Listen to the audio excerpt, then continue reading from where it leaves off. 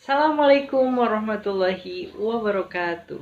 Izin memperkenalkan diri, nama saya Muhammad Rafi Rizky dengan NIM 1803950 dari Universitas Pendidikan Indonesia, kampus daerah Purwakarta.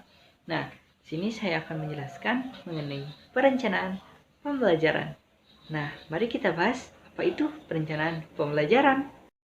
Nah, yang pertama kita harus tahu dulu apa itu perencanaan, apa itu belajar, apa itu pembelajaran, pengajaran, dan perencanaan pembelajaran. Nah, yang pertama, perencanaan adalah suatu proses. Sedangkan belajar adalah perubahan tingkah laku seseorang yang akan membentuk pengalaman. Kemudian pembelajaran adalah proses interaksi antara guru dan peserta didik dalam kegiatan belajar. Sedangkan pengajaran adalah kegiatan mengajar guru di dalam kelas. Jadi perencanaan pembelajaran yaitu suatu proses yang merumuskan dan menentukan tujuan pembelajaran, strategi, teknik, dan media agar tujuan pembelajaran dapat tercapai. Nah, selanjutnya ada tujuan dan fungsi. Apa sih tujuan dan fungsinya itu? Nah, tujuan perencanaan pembelajaran adalah rumusan kemampuan yang lebih spesifik menyangkut dengan pengetahuan, kemudian sikap, keterampilan yang dapat siswa pelajari setelah mengikuti setiap materi pembelajaran. Adapun fungsi dari perencanaan pembelajaran itu yaitu sebagai berikut. Fungsi yang pertama adalah mengorganisir pembelajaran. Mengorganisir pembelajaran adalah proses mengelola seluruh aspek yang terkait dengan pembelajaran. Kemudian fungsi yang kedua yaitu berpikir lebih kreatif untuk mengembangkan apa yang harus dilakukan siswa. Fungsi yang ketiga yaitu menetapkan sarana dan fasilitas untuk mendukung pembelajaran. Kemudian fungsi yang keempat yaitu memetakan indikator hasil belajar dan cara untuk mencapainya.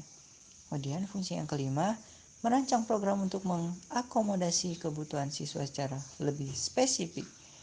Kemudian yang terakhir, mengkomunikasikan proses dan hasil pembelajaran, yaitu melalui perencanaan segala sesuatu yang terkait dengan kepentingan pembelajaran sudah dikomunikasikan, baik secara internal, yaitu terhadap pihak terkait langsung dengan tugas pembelajaran, maupun eksternal, yaitu pihak masyarakat atau stakeholder.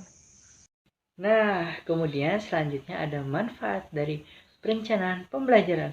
Apa sih manfaatnya dengan merencanakan pembelajaran? Manfaat yang pertama yaitu sebagai petunjuk arah kegiatan dalam mencapai tujuan. Yang kedua, sebagai pola dasar dalam mengatur tugas dan wewenang bagi setiap unsur yang terlibat dalam kegiatan. Yang ketiga, sebagai pedoman kerja bagi setiap unsur, baik unsur guru maupun unsur murid. Selanjutnya, sebagai alat ukur efektif tidaknya suatu pekerjaan, sehingga setiap saat diketahui ketepatan dan kelambatan kerja. Selanjutnya, untuk bahan penyusunan data agar terjadi keseimbangan kerja. Dan terakhir, untuk menghemat waktu, tenaga, alat-alat, dan biaya. Kemudian terdapat prinsip perencanaan pembelajaran. Di sini terdapat 5 prinsip, yaitu Nah, prinsip yang pertama ada prinsip kontekstual. Prinsip yang kedua ada prinsip keragaman media dan sumber belajar. Yang ketiga ada prinsip pengembangan kemampuan berpikir kritis, kreatif, dan inovatif. Yang keempat ada prinsip pembiasaan. Nah, selanjutnya model perencanaan pembelajaran apa saja sih yang biasa digunakan di kurikulum 2013? Nah, yang pertama ada model Problem Based Learning atau PBL, yaitu pembelajaran berbasis masalah. Kemudian yang kedua ada Discovery Learning atau berbasis penemuan. Dan yang terakhir ada model Project Based Learning atau PJBL, yaitu pembelajaran dengan membuat sebuah project.